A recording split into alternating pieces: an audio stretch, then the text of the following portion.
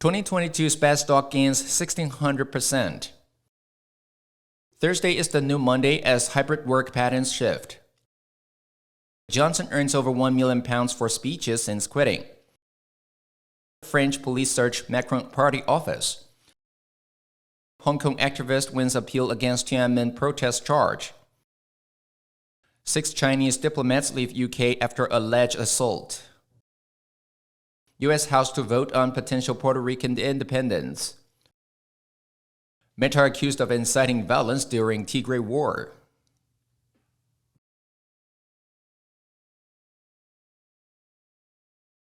Hello, I'm Johnny. Thank you for joining us on FUNDAY News. It's Friday, December 16th, and here are your top stories. Bloomberg reported a mining stock in Indonesia is proving to be the world's best performer with a whopping 1,595% rally. PT Adaro Minerals Indonesia has seen its share price skyrocket since the January 3rd debut in Jakarta, with the stock's fortune being closely tied to global coal prices. Its share catapulted from 100 rupiah to 2,990 rupiah in just over 3 months before a downshift took hold. It closed at 1,695 rupiah on Wednesday with a market cap of about $4.5 billion. The company had seen even more gains thanks to Adaro's strategy to use its windfall profit to diversify into aluminum and battery making for electric vehicles. The media said Adaro reported a 482% jump in net profit in the 9 months through September as its average selling price more than doubled and coal sales volume jumped 41%. Forecasts from 5 analysts compiled by Bloomberg suggest another 42% upside in stock prices over the next 12 months. Adaro's price-to-book ratio at about 9.4 is near its lowest since listing.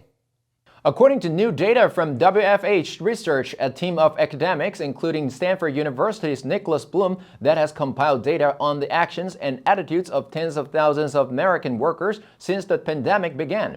While many companies' flexible work plans have sought to get people in the office Tuesday through Thursday and work from home Monday and Friday, it turns out that workers unexpectedly are staying home more often on Thursday.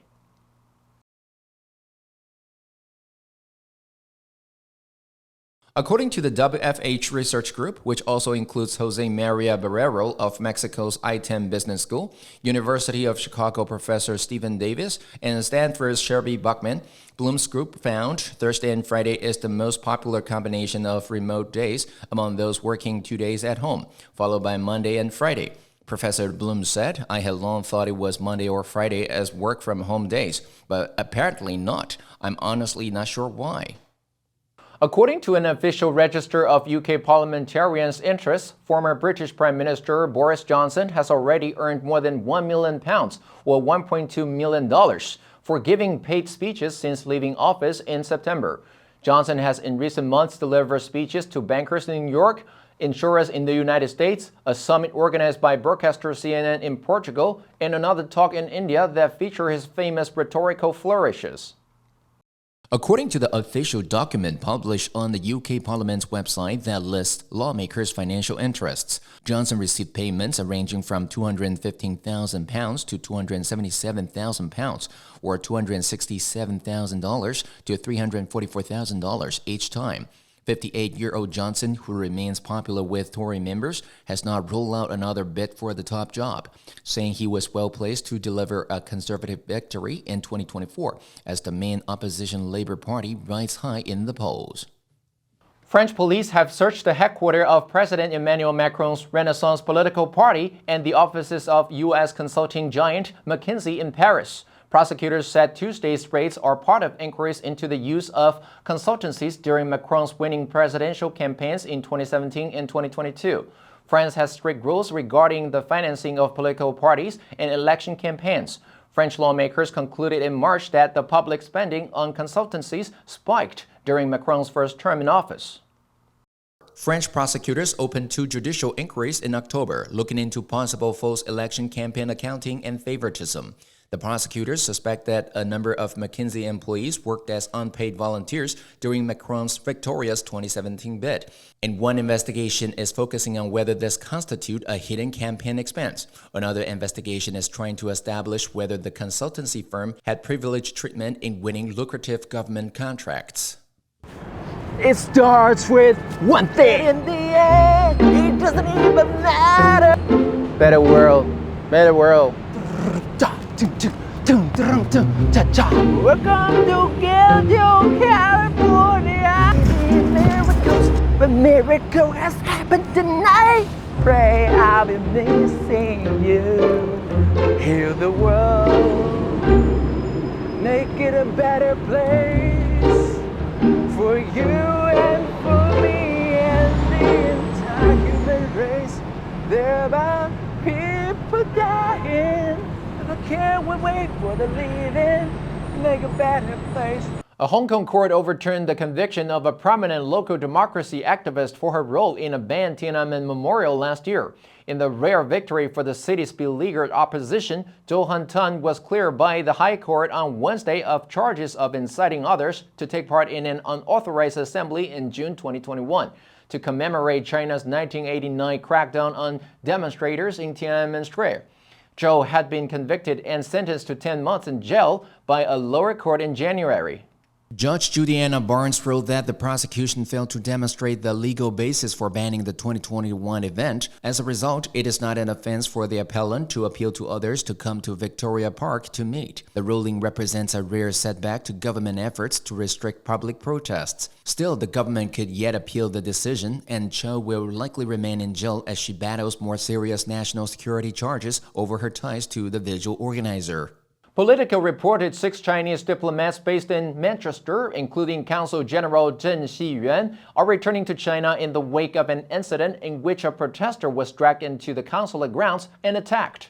British police told the government last week that they wanted to interview these 6 Chinese diplomats, and as a matter of protocol, the British government requested that Beijing waive diplomatic immunity to allow police officers to proceed. The British side gave the Chinese a deadline of December 14th to respond.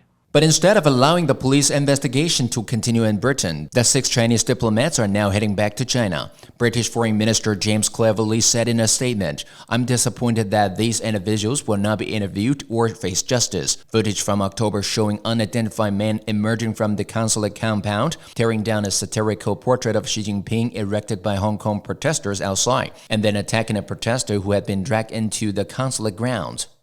Puerto Ricans could move a step closer to a referendum on whether the island should become a U.S. state, an independent country, or have another type of government when the House of Representatives votes Thursday on a bill outlining the process. A House committee approved the Puerto Rico Status Act on Wednesday, paving the way for the full House vote. The legislation lays out terms of a plebiscite as well as 3 potential self-governing statuses.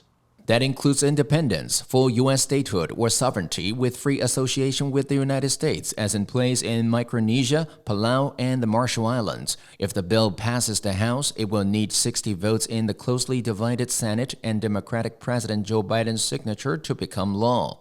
The legislation has the support of lawmakers of both parties and Puerto Rican officials, but time is running out as lawmakers have a full agenda before a vacation at the end of next week.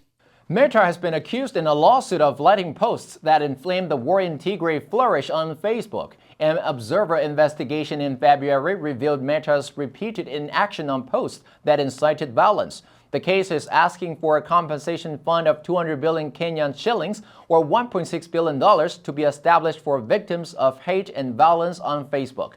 Facebook said in a statement it continues to develop its capabilities to catch violating content in Ethiopia's most widely spoken languages. Something is wrong with the way Facebook moderates content, and the case my clients have made is that there's lack of investment in content moderation, especially for African countries. In February, an analysis by the Bureau of Investigative Journalism and The Observer found that Facebook was letting users post content inciting violence through hate and misinformation, despite being aware that it helped directly fuel tensions in Tigray, where thousands have died and millions have been displaced since war broke out in late 2020. Amnesty International is one of 7 organizations supporting the lawsuit. One of Amnesty's own staffers is a petitioner in the case. FUNDAY News will help you sharpen your English skills and keep you informed about international current events. If you want to know more about our other programs and keep learning about the world's most important topics in English, please click the link in the description below to join FUNDAY for free. I'm Johnny Wu, your host. I will see you next time.